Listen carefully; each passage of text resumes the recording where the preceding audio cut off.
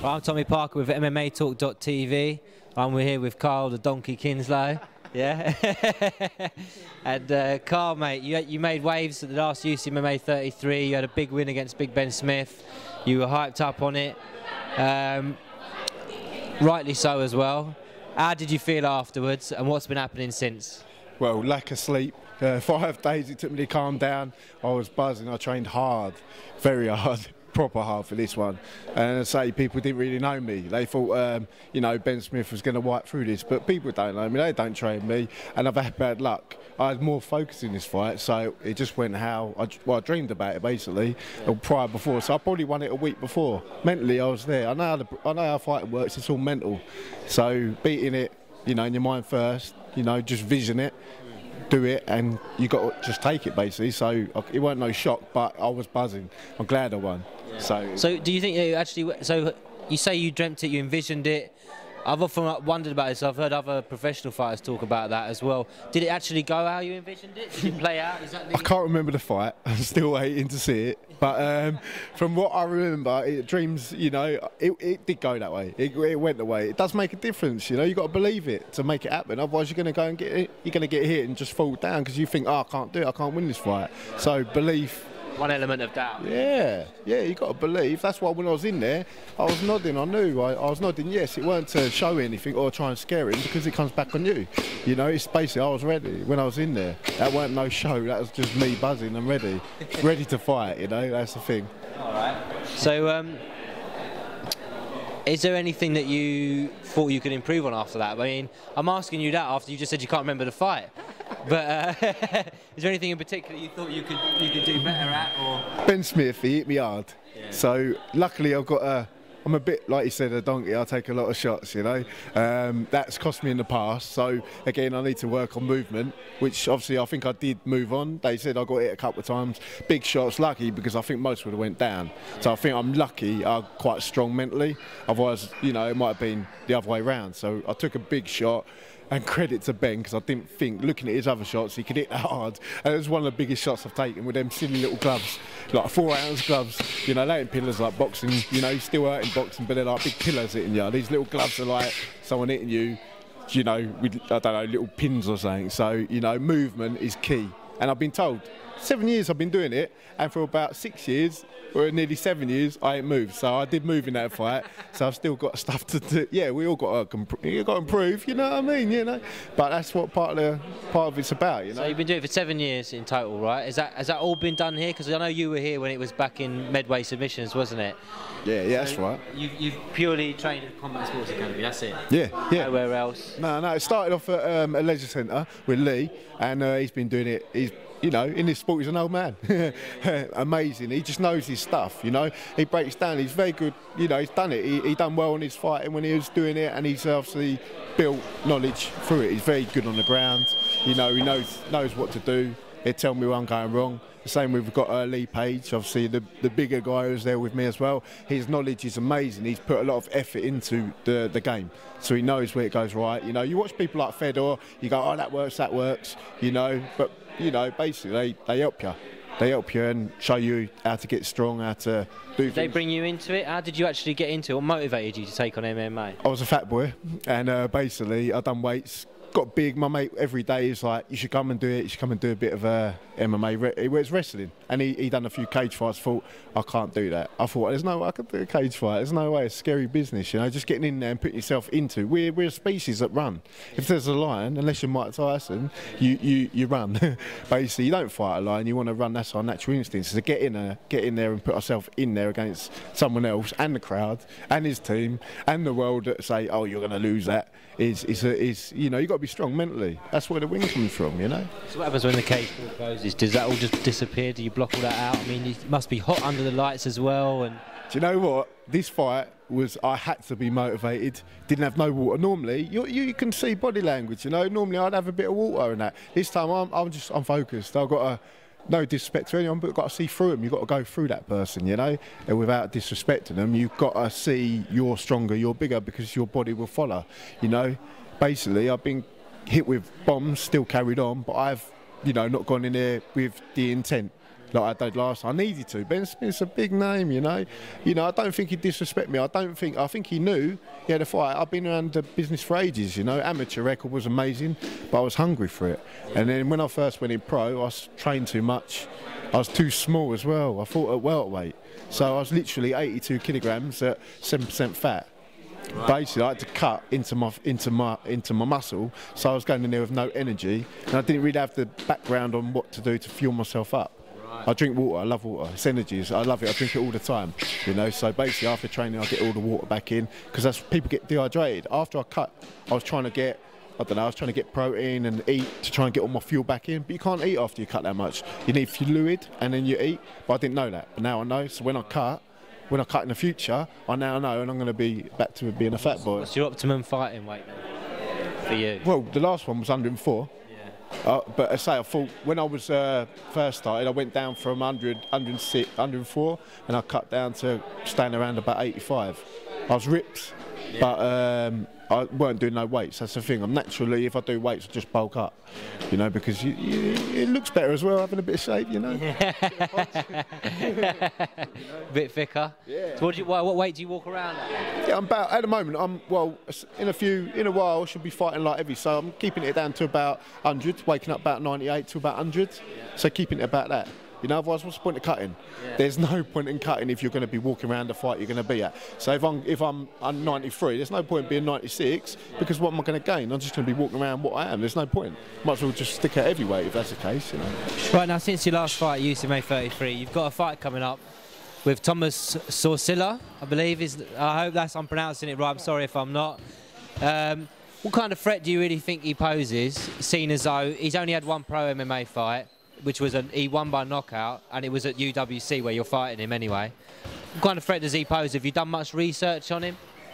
Look, we've got 2 arms, 2 legs, yeah. So basically they can use them. Tall guy, I think he's about 6'4", makes him quite tall. So look, if they can throw a shot and I don't move, that's a threat. You know, a kick.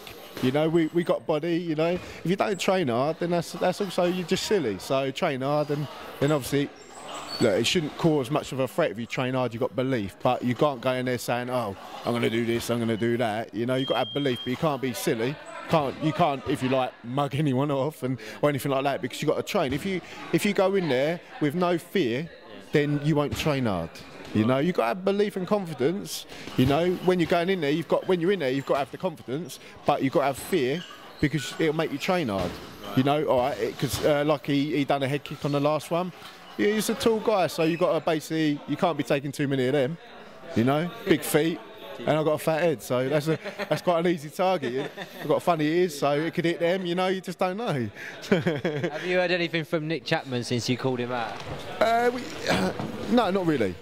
No, I called him out. Look, that'd be a good fight. That'd be an amazing fight. I come to fight, people know this now. I think they knew before, but I was a little bit different. But I called him out because that'd be a good fight. Dave should get it on. It's no, you know, I've got nothing against the guy, but I've seen him fight. I've seen him get hit, and he's smiling, he loves it. Sort of like a Joe Frazier, you know, he got hit, and he loved it. You know, you want someone like that. You don't want someone to get hit and fall down. Let's go back to old-time fighting. You want to fight out of respect more than anything? Yes, it's anyone. I don't care about records, and I don't think anyone should. If someone's fighting, even if, you know, you call someone out, say UFC, it shouldn't be, you know, it wouldn't happen. But if that guy comes to fight, we all love to do it. If that guy, you know, comes, he should love to do it, you know what I mean? That's the thing, you know, it's old-school fighting. Look at the Thriller Manila. You know, that is the fight. You know, look at Tyson. The reason why he's an animal in a respectful way is because he come to fight. Most people got beaten mentally before that because a lot of people, they're a bit wary of fighting. As much as, you know, there's a lot of people out there that are scared of fighting. They get in and go, oh my God, because it's different. Yeah, it's different in there than it is in here. There's only one chance. Yeah. There's only one chance. That's funny because Tyson as well used to mention the fear factor and how he feared every time he got in the ring, he was scared witless because of being knocked out himself, and that's why he hit him so hard in the first place. Well, one of the strong mentally things, I watched one of his motivation things and basically put myself as Mike Tyson as I was walking into that fight. Yeah, you're scared, but then you tell yourself, no one can beat you. You're a god. You're going in there. And you go through him, it psychs yourself up. It's kind of a secret given away from my last fight, you know? But he's an amazing fighter, but again, it's his mental attitude. His mental attitude is going through you. Yeah. And as I say, he didn't disrespect anyone. He respected them because he was scared. He'd dream about losing, but then when he's in there, he'd know he's strong enough to win. Right. That's the great thing about him. So is he one of your main inspirations? Oh, just the mental side where he was so strong mentally, and his focus. His focus. The first, I've got to say, for his attitude. When he was ranked the best, and he obviously won the championship. Yeah. So what were you doing before you started MMA, mate? Getting fat, eating pies. Eating pies. Yeah, pretty much. Basically, that's what I was doing. Doing a bit of weights. We all go through stuff and that, and it's sort of if you like the dark bits in life, they drag you into the places where you need to be. Life will kick you in the bum. And it kicked me in the bum and got me over here, and now look where I am now. A few years later.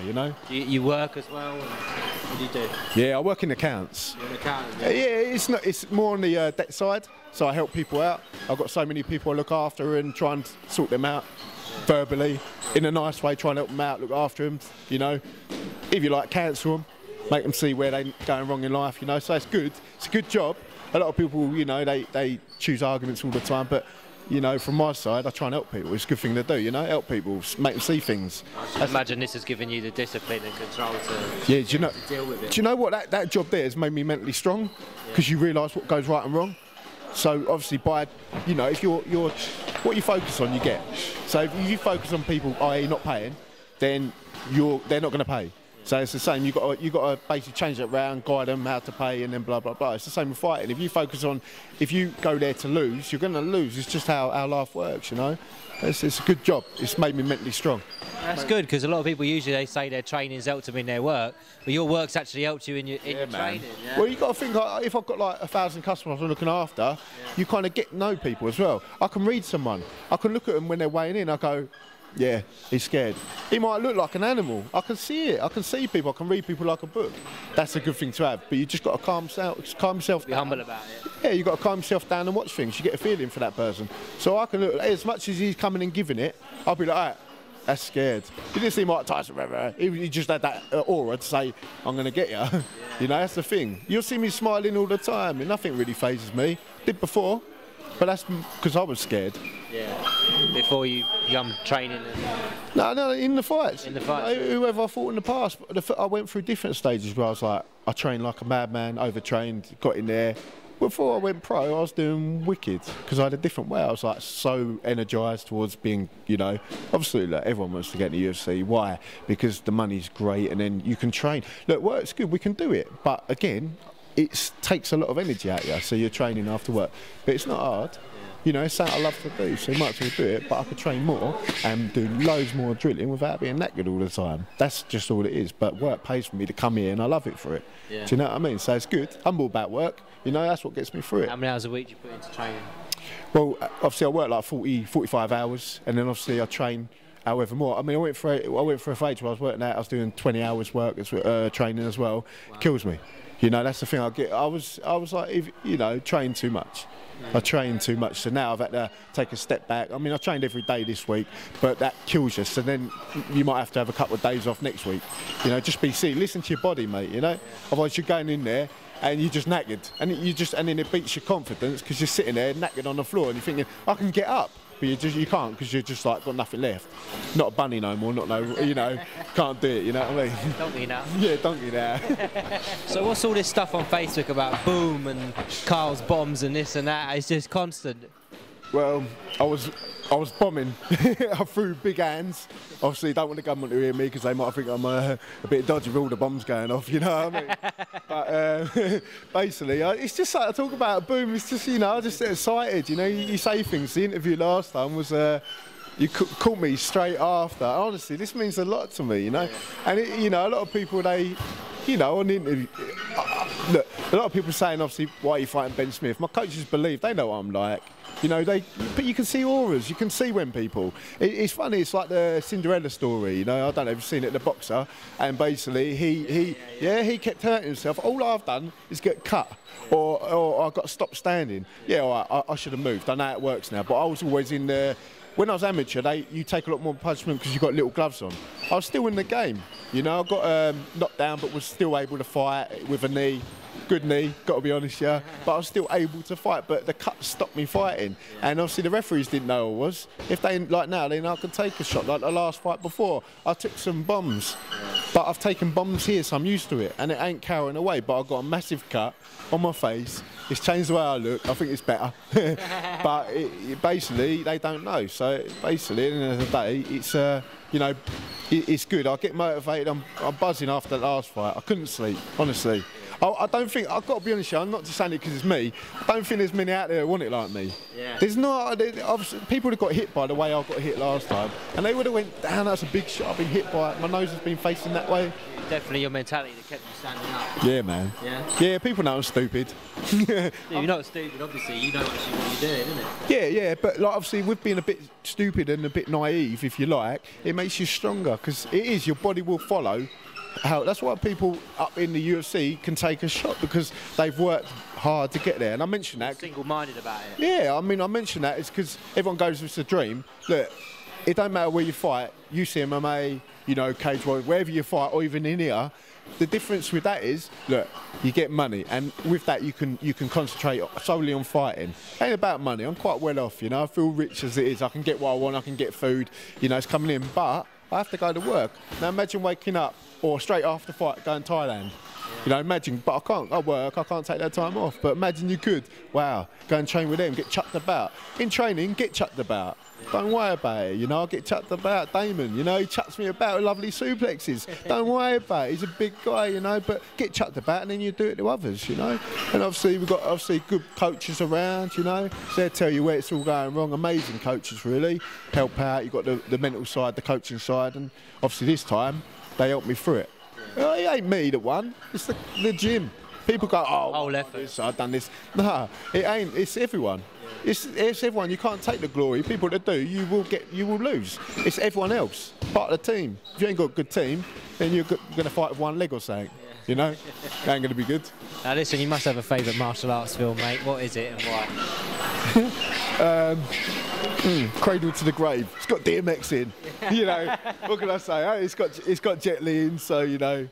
DMX legend, mate. So you know, I like his music. I try not to listen to it too much. It might be bite pillars and that. Aggressive, yeah. Yeah, I bite pillars and that.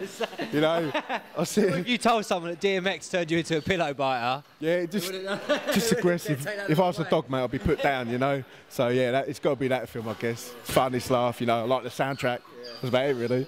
Anything you'd like to say to your coaches, your mates, your fans, well, your upcoming opponent?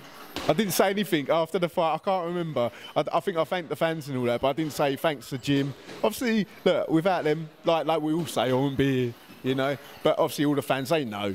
You know, see my face, but I say everyone thanks. I'm just proper humble with it, you know. Because without anyone, look, fans do make a difference as well, you know what I mean? But also people against you do as well. They give you energy. When they're going, oh, you can't win, I'm like, oh, cheers, that I've got a point to prove now. I ain't got a point to prove, but it gives you energy. They're putting you energy. That's, you know, that's why people talk and wind people up, because they know they get the energy and they thrive off it. Yeah. Even them ones are humble. Yeah, even they're humble, you know. They're sitting there respecting the guy, otherwise they'd lose. And obviously the other guy can't speak Lithuanian, so I can't say nothing to him.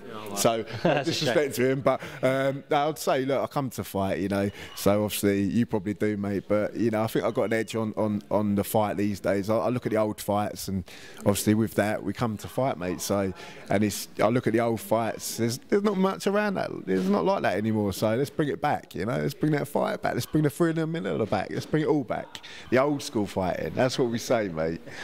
Excellent, mate, thank you very much for talking to me, it's a pleasure.